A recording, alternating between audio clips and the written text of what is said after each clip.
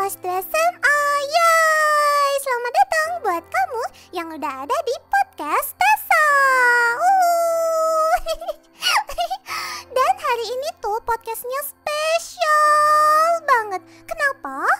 Pasti penasaran ya? Karena hari ini kita kedatangan tamu yang keren banget pokoknya. Nah, bintang tamu hari ini tuh Idiami seorang 2D animator, terus juga kayak semacam karakter designer dan ayah dari 15 kucing. Dan siapakah itu? Ya bener banget, inilah dia, Bang Alfi. Aduh. Oke. Alfi ya Bang Alfi. Iya. Halo Tessa, wes ketemu lagi nih. Apa kabar nih? Iya, kabar baik. udah lama banget ya kita nggak ketemu ya Iya, ampun. sudah lama nggak ketemu. Gimana kabarnya? Sehat-sehat aja nih kayaknya. Kalau Tessa mah baik-baik banget Oke. Bang. Tessa di kosan aja sih sebenarnya, tapi Iya. happy banget kok. Iya, untung ya mantap. Untung nggak diculik alien. Oke. Gimana nih Bang Alfi, kabarnya baik nih ya? Ya baik-baik aja sih. Sekarang ya gitulah. Masih di rumah saja, kan katanya disuruh di rumah saja, terus jadi nggak bisa kelayapan Iya. kemana-mana. Ya paling ya gitulah, paling keluar kemana gitu tuh juga paling jauh cari makanan Iya. doang gitu. Iya bener banget. Nah tapi nih Bang Alfi, ngomongin tentang mungkin pekerjaannya Bang Alfi nih ya. Bentar, ini Tessa ngomongnya Bang, Bebas. kakak atau Mas? Bebas apa aja terserah. Bebas ya. Terserah, Kalau Tessa, misalkan apa aja. kakak produser Tessa panggil Om atau Pak, dia marah. Gak apa-apa lah. Emang gue tua. Dia bebas aja nih ya. Iya, bebas. Apa tuh? Oke, kalau gitu Tessa panggilnya udahlah Bang aja lah ya. Iya, boleh. Terserah. Oke. Tessa tuh ya sekarang nih ya ngeliat nih. Kan Tessa punya TV nih di kosan. Wih, Terus kayak pas Tessa nonton TV, iya dong keren ya. lu masih nonton TV? Ustaz. Parah banget. Lu nontonnya sinetron. Di YouTube terus, Iya, gitu. kalau di YouTube terus ntar habis kuotanya. Oh gitu. Terus pas Tessa nonton TV, itu pas kemarin mendekati Lebaran, itu tuh banyak banget iklan-iklan yang ternyata Pakai ini semacam pakai animasi. anime gitu. Oh gitu iya. Dan stylenya, terus apa ya, kayak feel-feelnya tuh kayak beneran, oh ini kayak nonton anime aja gitu. Kayak misalkan iklan apa Pocari Sweat, Iya. terus iklan Sasa juga. Nah Tessa nih penasaran banget nih Bang, kok bisa di tahun 2020 dan tahun 2019 itu mulai masuk apa kayak iklan-iklan yang animasi-animasi kayak gitu. Itu sebenarnya orang Indonesia beneran yang bikin atau ada ikatan sama Jepang nih? Gimana? Masa penasaran Ya banget penasaran. Oke gini, jadi kalau apa namanya? Kalau yang gue tahu sih sebenarnya kalau itu kan sebenarnya kalau iklan animasi sih sebenarnya hampir semua iklan animasi sih kan, itu kan tapi kan lebih banyak kan gabung sama syuting kayak gitu-gitu. Nah terus juga iya, banyak kan 3D. Nah cuman tren 2D itu kan sebenarnya kalau gue lihat itu kan ini ya kalau kita ngacunya ke Indonesia, terutama yang 2D itu juga udah banyak sebenarnya iklan-iklan lokal ya yang 2D look tuh udah banyak. Nah cuman tren anime itu gue lihat kemarin itu mulai booming ketika si Pocari Sweat tuh keluar tuh. Nah itu kan itu kan jadi ini banget tuh, jadi hype banget ya. Nah terus mungkin gue lihat sebenarnya sih gini sih, kalau Pocari Sweat kan emang produksinya kan Jepang tuh, waktu itu emang udah di-declare itu studionya gue lupa nama, Comic Wave kalau nggak salah punyanya Foto atau siapa lah gitu. Nah itu kalau nggak salah itu yang bikin anime Kimi no Nawa bukan sih Bang? Kimi no Nawa sama apa sih kemarin Waiting with You lah itu kalau nggak salah, dan itu satu ininya. Nah terus malah ada behind the scene-nya sempet ada. Nah karena saya nonton tuh. ya kan bagus kan itu. Nah itu jadi apa namanya jadi apa sih kalau gue lihat sebenarnya kayak gini sih, kayak semacam itu kan tren ya, namanya tren itu kan boleh dibilang sekarang ini pangsa pasarnya ini lagi banyak nih yang anime look lah segala macam gitu. Nah Kemudian begitu itu naik, nah mungkin dilihat sekarang pendekatannya ke segmennya siapa nih gitu. Maksudnya kan mungkin kalau gue lihat sekarang hampir semua produk itu kan yang disasar kan sekarang emang dari segmen marketnya juga yang umur-umuran segitu tuh, umur-umuran yang Anak juga muda nonton gitu ya. Ya jadi Kayak ya pantaran Tessa, gitu-gitu iya kan ya. bener banget. Jadi yang sepantaran Tessa gitu. Jadi umurnya itu umuran segitu yang dimana kalau secara psikologis kan pasti sekarang lebih kalau nonton pasti anime atau apa. Nah itu mungkin lebih mudah gitu ketimbang kalau gue lihat ketimbang dia pakai syuting atau apa. Dan terus yang faktor yang kedua gue nggak tahu apakah ini bener atau enggak. Jadi mungkin ada faktor juga masalah ini ya, masalah karena ada COVID tadi kan. Jadi mungkin dengar dari teman-teman animasi itu juga dari teman-teman yang pelaku industri itu juga bilangnya kata gini, sekarang daripada syuting mendingan pakai animasi karena jauh lebih aman gitu sih, lebih karena tadi Bang Alfi juga bilang ya kalau misalkan ngegarap 2D animasi itu tuh bisa dari jarak jauh kayak tinggal jadi sebenarnya gitu kali ya. Makanya itu lebih ini sih menyingkat lebih efektif dan efisien. Tapi bukan berarti syuting itu nggak efektif, enggak, tetap aja efektif, cuman momennya sekarang kan kurang bagus ya, maksudnya emang lagi ada social distancing segala macem, lagi harus di rumah gitu iya ya. Jadi makanya kenapa sekarang semua konten animasi itu kayaknya tiba-tiba naik nih, jadi booming gitu ya. Nah cuman sekali lagi booming itu kan kalau kita lihat kayak di iklan kan kemarin tuh ada tuh kayak Kongguan, Sasa segala macam tuh udah mulai arahnya mulai anime kan. Nah anime terus udah mulai 2D. Jadi sebenarnya kesadaran untuk beriklan di ini di 2D dengan stylenya anime sekali itu udah mulai. Dan gue lihat memang semuanya arahnya bakalan ke sana semua sih nanti, karena itu tetap gimana juga itu dia pengen nge-grab market yang sekarang gue bilang yang pantarannya Tessa umuran sekian, umur-umuran SMA, mahasiswa segala macam yang istilahnya itu kan potensi tuh masih istilahnya baru ada duit terus bisa beli something apa gitu. Nah itu kan jadi memicu lah istilahnya gitu. Gitu Tess. Nah terus kalau misalkan yang iklan Sasa itu kan Tessa ngeliatnya kayak ini walaupun dia stylenya itu kayak mirip-mirip anime, tapi tetap ada feels yang bikin ini tuh orang Indo gitu. Bang Alfi sebagai 2D animator yang ada di Indonesia itu terlibat bikin iklan Sasa juga nggak? Enggak. Apa gimana tuh? Itu aku nggak. Itu cuman ada beberapa temen gue ikutan di situ. Nah cuman cukup tahu aja sih bahwa itu produk lokal lah, intinya produk lokal. Dan terus juga pengerjaannya juga di di Indonesia. Dan kalau gue sih berharap sih biar lebih banyak aja sih sebenarnya, biar lebih banyak yang tipikal iklan-iklan yang kayak begitu. Karena maksudnya bukannya boring syuting terus atau enggak 3D terus sih, enggak tahu, cuman gue liatnya ya lebih itu menarik gitu ya, ke ini sih, ke sesuatu yang baru aja gitu.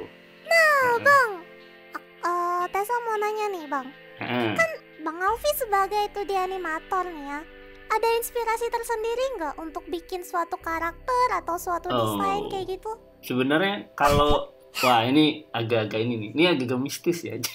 Jadi gini sebenarnya. Mistis? Ini bukan malam Jumat kan ya? Oh ya aman lo. Jadi sudah gini. Kalau misal kan kenapa juga nama studio gue dinamakan itu Kampung Monster. Jadi sebenarnya memang. Nah ya Kampung Monster. Jadi boleh enggak, gue dari kecil tuh emang ya bukannya bisa lihat sih, tapi memang iya benar. Jadi yang gue bisa sering dapat insight gambar-gambar kayak begitu tuh, nggak tahu gue tiap kali kemana gue ngeliat apa. Iya beneran dari zaman. Aduh kok jadi merinding. Ayo lo. Halo Tessa, di belakangmu ada apa? Gitu. Ada tembok. Iya. Tiba-tiba ada kucing yang mana? Iya. Jadi maksudnya sebenarnya inspirasinya kebanyakan dari kayak gitu sih. Jadi memang itu kan experience dari kecil ya, jadi kenapa gue banyakan gambar monster, gue banyakan bikin desain gue juga pas dulu sempet yang film gue tayang serial gue tayang di Trans 7 dulu juga itu isinya monster semua di dalamnya, dan itu maksudnya gue sempet ada yang nanya juga gitu, lo kok bisa ngeliatin gambar kayak gitu gimana sih ya, emang gue dari kecil kayak gitu, terus cuman plusnya adalah karena gue bisa nuangin aja, karena dulu gue sempet sekolah di seni rupa kan di DKV, gue sempet kuliah jadi bisa belajar gambar di situ, terus kemudian juga belajar ya macam-macam sih, belajar desain, belajar animasi juga segala macam, dan akhirnya ya istilahnya yang tadinya nggak kelihatan kan, sebenarnya kalau prinsipnya karakter desain kan gitu, jadi yang tadinya nggak ada terus ya kita mengkombin mengkotak-atik yang ada gitu ya? Iya, jadi misalkan kita lihat apalah kucing atau apa gitu, cuman pas kita rancang sedemikian rupa sehingga nanti akhirnya si kucing itu jadi punya atribut atau apa misalkan gitu, dan itu dia jadi entitas baru nih, maksudnya jadi sesuatu yang baru, makanya itu disebut karakter desain. Itu ada nilainya juga. Berarti, gitu. Berarti sebenarnya kalau bicara tentang inspirasi itu tuh datangnya bisa dari mana aja ya Bang ya? Iya bisa, orang kalau Tessa misalkan ke satu daerah nih, kan di situ ada mitologinya banyak nih, mitologi lokal ya kalau misalkan. Jadi mitologi lokal kan banyak, misalkan tiap kali kita kemana, nah itu pasti banyak tuh dari mitologi lokal sendiri itu kalau lu gali itu bisa luar biasa banget. Nah makanya gue tuh punya satu karakter. Nah ini temennya Tessa juga nih. Temen-temennya Tessa juga namanya Vineta tuh, tapi karena sibuk gak pernah tayang. Tapi bukan Vineta yang es krim, bukan. Enggak, ini bukan ya. Iya. Namanya sama ya, tapi beda. Dia punya adik namanya Fiona nanti, tapi dia belum keluar nih karena dia masih sibuk banget mau syuting serial, jadi masih sibuk. Nanti juga ntar keluar. Nah, jadi ceritanya itu kan salah satu waktu itu ekspedisinya itu waktu si Firda itu ke Papua. Jadi di Papua itu di sana tuh ada lukisan dinding purba ya. Jadi kalau kita bilang lukisan itu umurnya udah berapa juta tahun itu, dan itu satu-satunya yang bentuknya beda dengan lukisan-lukisan yang di luar, maksudnya yang di luar Papua gitu kan, kayak di Kalimantan ada atau apa, di Maros juga ada segala macam. Nah polanya yang di Papua itu beda gitu, nah makanya itu disebut Amber Subui, atau disebutnya itu lukisan dari orang asing nih, maksudnya orang asing itu dari atas langit. Di daerah gitu. Mana itu Bang Papuanya? Itu Tessa orang Papua nih ceritanya. Kalau udah menyangkut kayak gini tuh Tessa biasanya penasaran banget, terus di searching. Boleh. Gitu.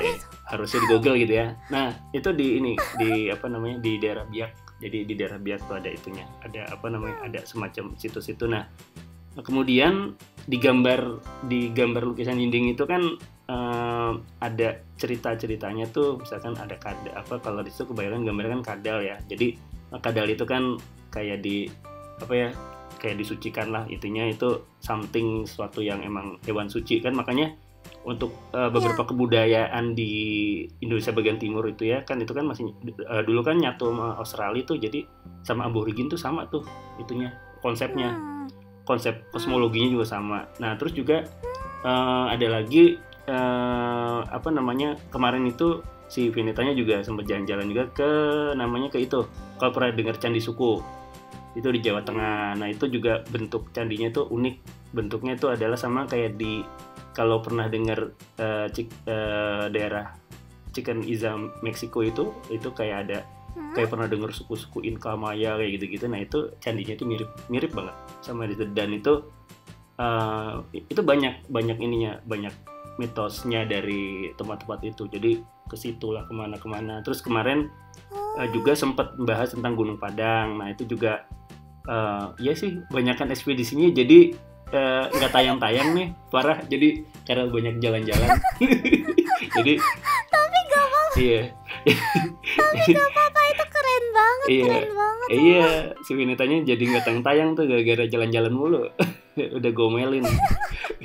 Gue suruh tayang gak mau katanya, jalan-jalan katanya gitu.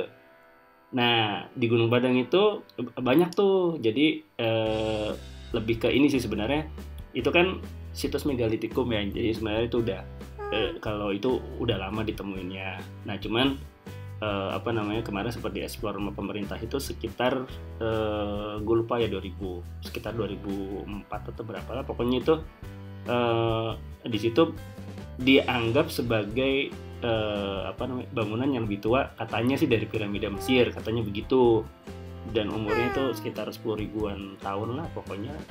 Usianya itu lebih tua dan katanya 10 kali lebih besar dari Candi Borobudur kalau di ini, karena gue pernah ke sono berapa kali ikut teman-teman arkeolog ke sono tuh, jadi ngeliat seriusan. Nah, makanya si Vineta juga kesana tuh, dia ngeliat tuh, ekspedisi juga kan.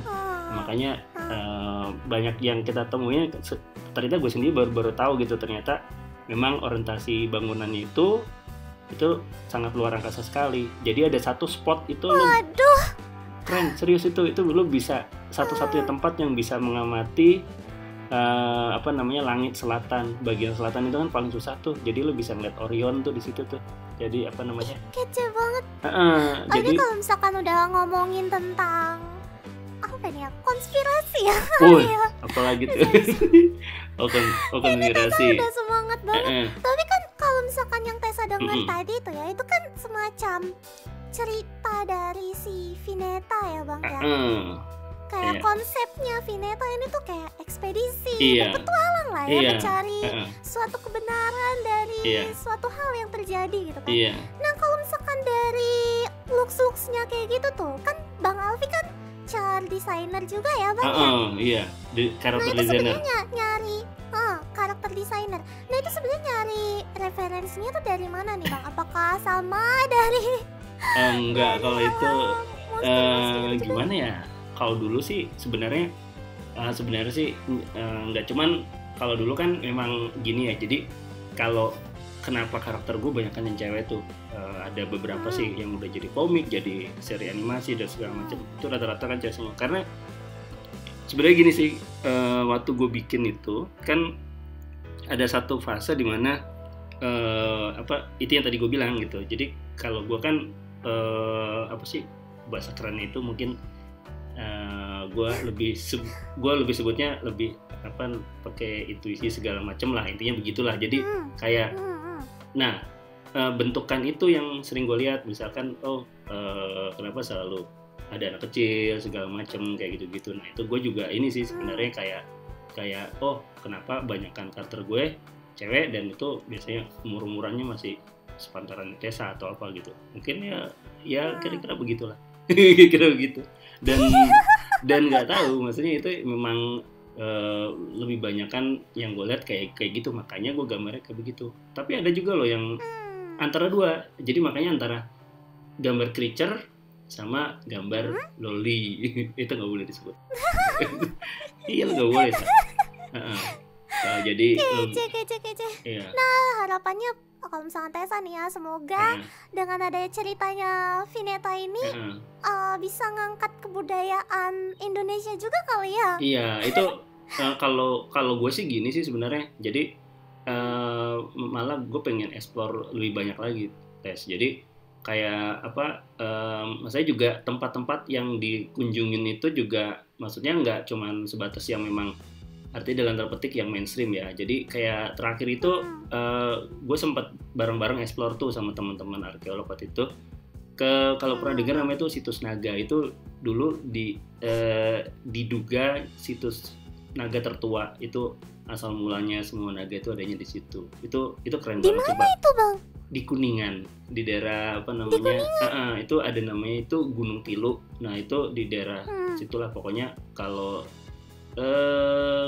ke bawah itu ke mana ya, ke arah itu apa sih, Cilacap atau apa ya. Kalau ke atas itu ke pokoknya itu masih daerah Kuningan lah pokoknya gitu.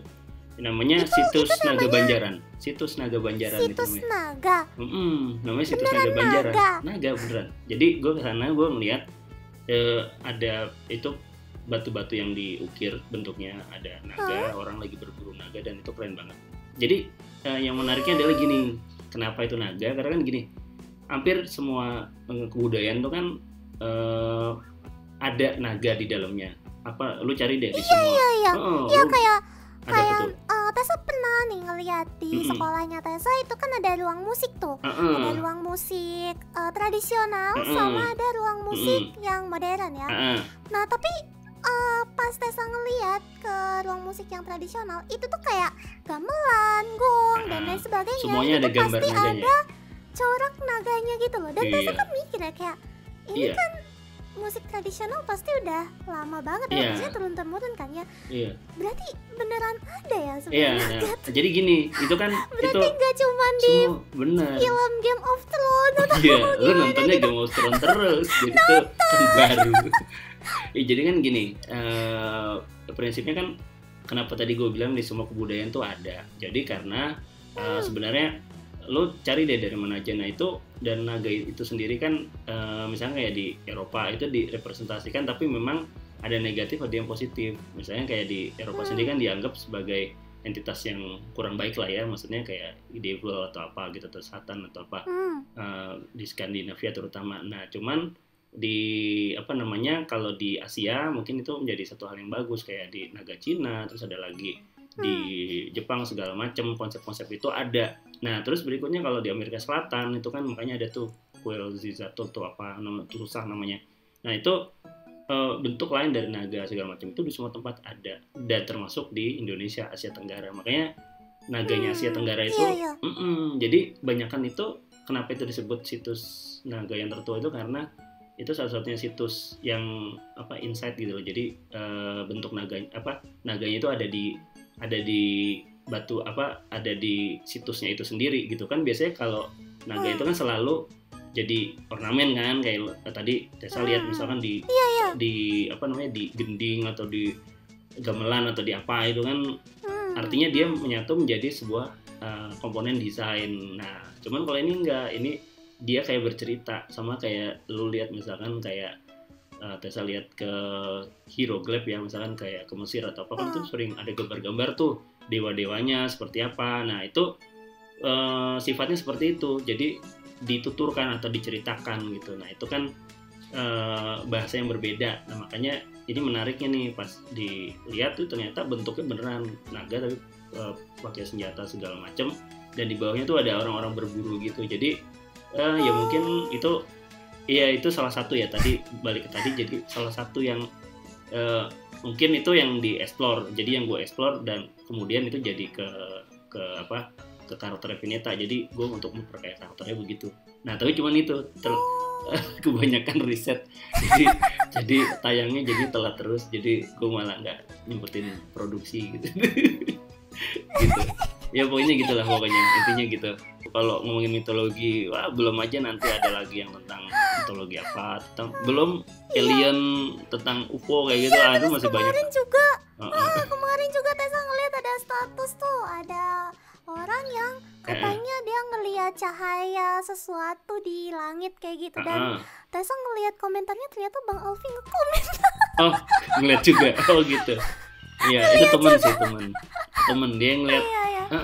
Jadi itu sebenarnya gini sih, karena itu akhirnya kan banyak viral di media pada malam kemarin tuh, malam takbiran itu ada beberapa penampakan di beberapa tempat, tapi ternyata memang ada sebagian yang sudah ada penjelasannya, katanya itu kan balon udara sebagai ini sih sebenarnya kayak tradisi di beberapa daerah. Itu kemarin Probolinggo atau apa gitu, katanya sering kalau malam takbiran itu mereka kayak nerbangin balon udara atau kayak kayak lampion gitu, kayak kali lampion, ya. bener konsepnya gitu kan, dikasih api tuh di atasnya jadi biar bisa naik. Nah terus kemarin jadi masalah. Makanya tuh ada cahaya-cahayanya gitu. Terus tapi masalahnya tuh karena jatuhnya itu kemarin sempat ada yang jatuh di, kalau nggak salah tuh di apron bandara gitu. Itu kan bahaya sebenarnya.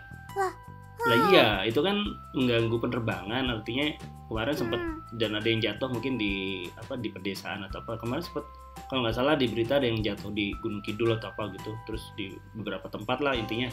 Nah itu jadi menarik sih, maksudnya orang tuh kan aware gara-gara mungkin sih begini. Jadi sekarang tuh orang aware tentang apa unidentified flying object itu atau UFO itu karena mungkin gara-gara kemarin tuh yang pemerintah Amerika itu kan declare kemarin bahwa itu ada beneran. Jadi sekarang disebutnya apa tuh kemarin tuh unidentified aerial apa gitu fenomenal, jadi UAP apa gitulah, itu gue lupa singkatannya, tapi yang jelas bahwa sekarang udah mulai ada kesadaran itu bahwa kita tuh nggak sendirian gitu loh di semesta ini kan. Masa iya sih cuman sendiri kan, nggak mungkin lah gitu.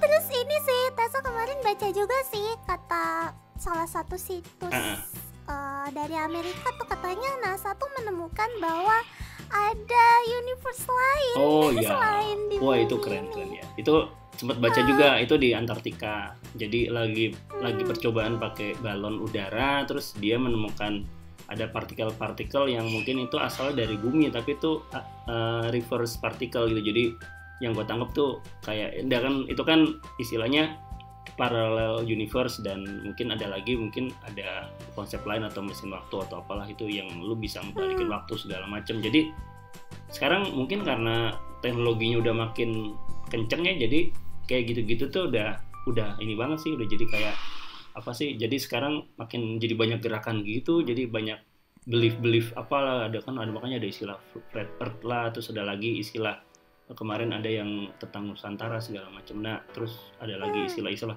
Jadi kalau menurut gue sih sebenarnya sih intinya sih sama aja sih sebenarnya, itu dengan bahasa yang berbeda. Mungkin kalau orang kan ada yang bilang kalau orang barat atau orang ya apa maksudnya, orang barat tuh selalu menyebutnya alien atau apa atau UFO atau apa, tapi mungkin kalau Asia lebih cenderung secara kultural kita sering bilangnya kan leluhur istilahnya gitu. Oh nih ada leluhur datang. Nah itu mungkin cuman beda ini doang sih, beda bahasa, tapi secara konsep mungkin menurut gue sama aja sih, karena kalau gue lihat di beberapa tempat sama aja sih sebenarnya gitu Tes.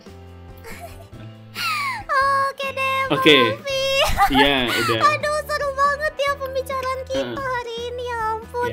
Makasih banyak ya udah mau ngobrol-ngobrol sama Tessa. Tapi Tessa punya satu pertanyaan penting lagi nih Bang. Apa tuh? Ini Tessa penasaran banget nih. Sebenarnya ini pertanyaan yang direkomendasikan oleh kakak produser. Oh, semua kakak produser disuruh nanya apa tuh? Nih, Bang. Masih suka kangen nggak sama Bang Ramdan? Anjrit. Waduh. Ketahuan itu. Kayaknya dia yang kangen sama Tessa tuh kayaknya. Dia lagi nonton gitu. Kayaknya dia yang kangen sama Tessanya tuh. bukan gue gitu. Iya lo, dia sampai bela-belain lo dateng tuh, cil demi Tessa katanya begitu kata Bang Ramdan gitu loh. Mudah-mudahan dia denger tuh. Ini mah itu keisengannya kakak produser tuh. Tahu lah Bang Jin. Marah dia kalau misalkan dipanggil Bang. Iya, tapi dia kan tua. Ya udah. Oh iya bener. Ya udah ntar Tessa panggil dia Om aja atau Aki ya, Aki. Iya dipanggil Mbak aja, kan sudah tua tuh kakak produsernya. Aduh jangan dong. Nanti besok dia bilang, Tessa kamu resign ya. Nah kalau manggil si Ramdan itu baru Kak Ramdan gitu. Nanti Tessa bilangnya gitu Kak aja. Ramdan. Iya nanti gemeteran tuh situ. Nanti kalau misalkan Tessa podcast sama Kak Ramdan, nanti Tessa bilangnya Kak gitu ya. Iya, ntar digemeteran loh pasti. Ntar podcastnya jadi nggak jelas tuh podcast apa nanti.